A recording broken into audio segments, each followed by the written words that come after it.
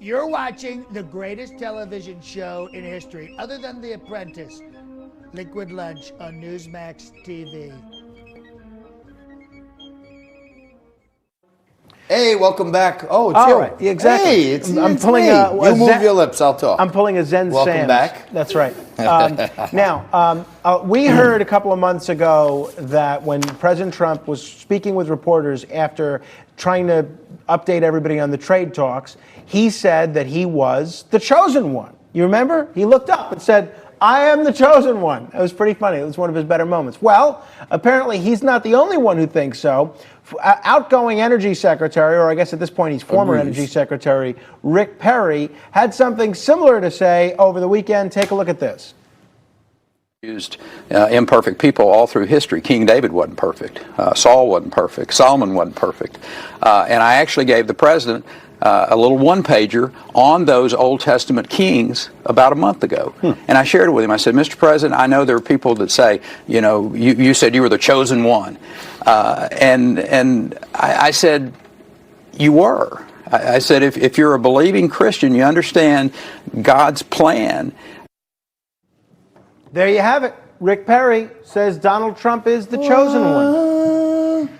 You know what? I really wish politicians would avoid ascribing biblical perspective to other politicians. I mean, is this really what the president needs? To be told that he's in line with Solomon and King David and people from the Old Testament? Does it strike you that the president's ego needs a boost, Rick Perry? Well, let's keep contemporary. He's the healthiest guy ever. He has the best hearing ever. He's the smartest guy right, but ever. that's not good enough. He doesn't need Rick now Perry he's being calling compared him Jehovah, to Yahweh. to David, to King David, who beat Goliath. That's what. Don't expect him to. I half expect him to start making those kind of references via Twitter. Donald Trump over there with his little slingshot. Exactly. My goodness. He had Rick more Perry. than a slingshot when he knocked out 17 Republicans and Hillary and the whole Democratic machine. Take a chill pill. Those of you that are looking for ways to stay in your boss's good graces, go vegan. Rick Perry could give a course in brown nosing because, come on, I like Donald Trump. Come on, chosen one. There is a higher power out there. Absolutely. I didn't think it was the president, but he is doing a heck of a job. That's right, Brownie. That's right. What can Brown do for you? That's the question. That's right. All right. Well, John, you remember that Syria pullout less than 2 months after President Trump demanded all U.S. troops withdraw from northeastern Syria for the second time. The general in charge of all U.S. forces in the Middle East now says he has no orders to leave the region. General Kenneth McKenzie telling Foreign Policy magazine, "I don't have an end date." Now, I have a big problem with this. Why is it that whenever the president gives orders to withdraw troops from Syria, people in the Pentagon act like they didn't hear the orders? The orders are to withdraw from Syria. The president's told the world, and it's not up to you, bureaucrat on the National Security Council. It's not up to you, Secretary of Defense. It's not up to you, General McKenzie, to somehow decide that those troops should stay there. So I don't understand why 2 months after the second time the president has given these orders, there are still troops in Syria. Bring them home. Bring them home for some Thanksgiving turkey. Wouldn't that be nice? And yes, I went back to my turkey cap. It is, we are celebrating the kickoff of Thanksgiving week. And we're also trying to put the finishing touches on this very special Thanksgiving best of the best show, which you have to tune in. You're going to have the whole family around the fireplace. Everybody's going to be eating the manigotes and the cold antipasto. You put on Liquid Lunch at noon, mix up a drink with us, and we're going to celebrate Thanksgiving together. Right. Now, you remember a couple of weeks ago, John, we talked about how Congressman Peter King is going to be retiring at the end of this term. Now, this puts the Republicans in quite a quandary, potentially, because this is a district in blue state New York where it's very, very competitive. Donald Trump won it by the skin of his teeth.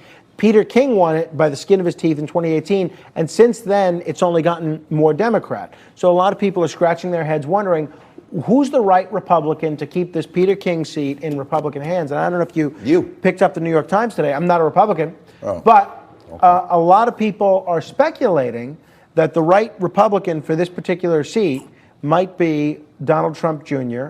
or Ivanka Trump. I know she's an independent, but she could That would be big. change parties. That would be big. Then the Democrats would probably start screaming that she'd have to recuse herself from any votes on laws in the House because her father's the president or something. Well, but no, you're right, Frank. That might be, to me, that's a winning combination right there. I've been seeing Donald Trump Jr. around lately on his book tour. Yeah, it's your pal now. I think he has a little more star power than Congress, but that would be a great place to start and make sure we keep one Republican seat, because Peter King, while we didn't always agree with him, at least you know you had an honorable man in there who was gonna fight for the people. I think Donald Trump Jr. will do the same. That's right. Well, Kellyanne Conway, the president's White House counselor, was on Face the Nation yesterday, and she had quite an earful for the newest combatant into the presidential race, former New York City Mayor Michael Bloomberg. This is what Kellyanne Conway had to say. We, right off the top, talked about Michael Bloomberg getting into this race. What do you think the 77-year-old billionaire joining means for the field? It means that the Democratic field is underwhelming, even to someone like Michael Bloomberg. There are 18 Democrats still running for president of the United States, Margaret, with probably another 10 or 12 already dropped out of the race. And it's Michael Bloomberg coming in saying, I don't think any of you can beat Donald Trump. For all the talk about electability, that's a fiction. You don't know if somebody can or can't win until they do or don't. The real way that you win is through the Electoral College, which we proved in 2016. So I think Bloomberg's play here is to ignore those early states and focus on Super Tuesday. So, and?